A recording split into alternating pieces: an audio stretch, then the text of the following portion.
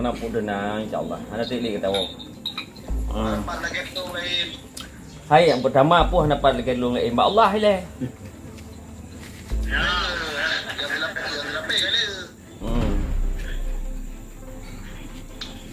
Anak pun. Dah wajah yang lain dah long.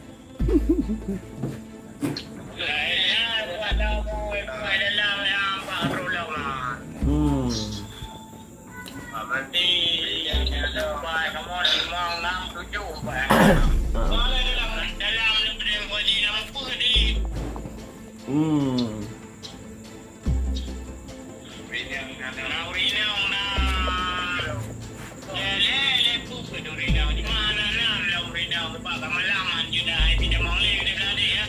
Oh, balik dah mau rinangnya. Kan kemalan. Dikirim nan urinang tu. Berarti mana perlu dah. Leblah. Leblah dah ati Leblah. urinangnya. Ati urinang apa? Ati urinangnya. Mana 6 tahun ah. Nah, itu dong wadi yang kali 4 tahunan. Mana lah ilmu dah cuma dah. Dua roti nak urinang yang kalau kirim nak kena nah. Dari punya. Wah biasa je. Biarin. Yang ke di mengandung ke di kurung bulan ke. Berarti mandu pada 15 rau. Lepas bayar kurung lagi yang wadi. 15 ah. Good. Akan long coba komunikasi dengan kepala BP PJTKI Batam Batam.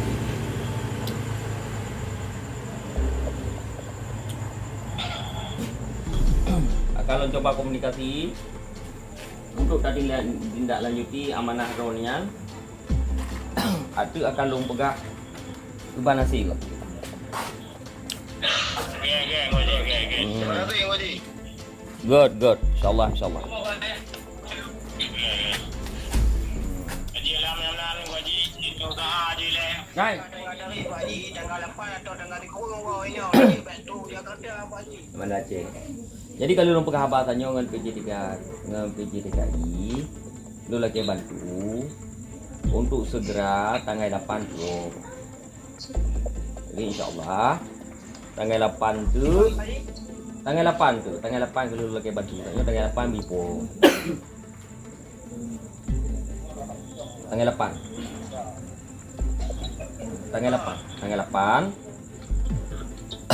untuk tanggal 8 di Pulau Kedung Medan.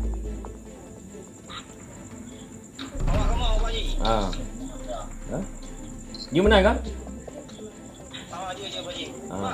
Sebab ini haji kau lah kan berita haji tanggal 8 atau tanggal 2 kamu suruh Jakarta ada juga bantu Jakarta kamu haji. Kan menang lagi. Kapai dari Tanjung Priok itu IPO di Batam. Dari Batam baru itulah ke Medan.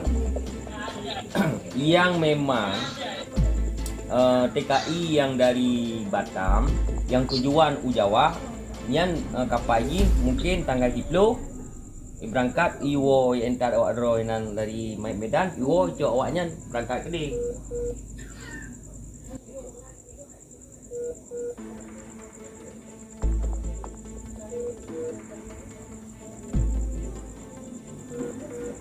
Sinyal.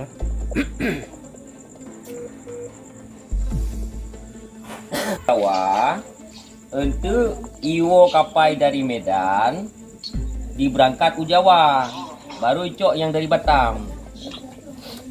Jadi tanya kalau lupa abang Pak Darman kan kepala PJTKI Pulau Batam, Kepulauan Batam, belum pegah ulun rono kegerakan Pulau Medan Menteng. Nah, jadi insyaallah tanggal 8 Taipo. Nah, benar. Jadi kalau rumah apa kan? Bel Saleh.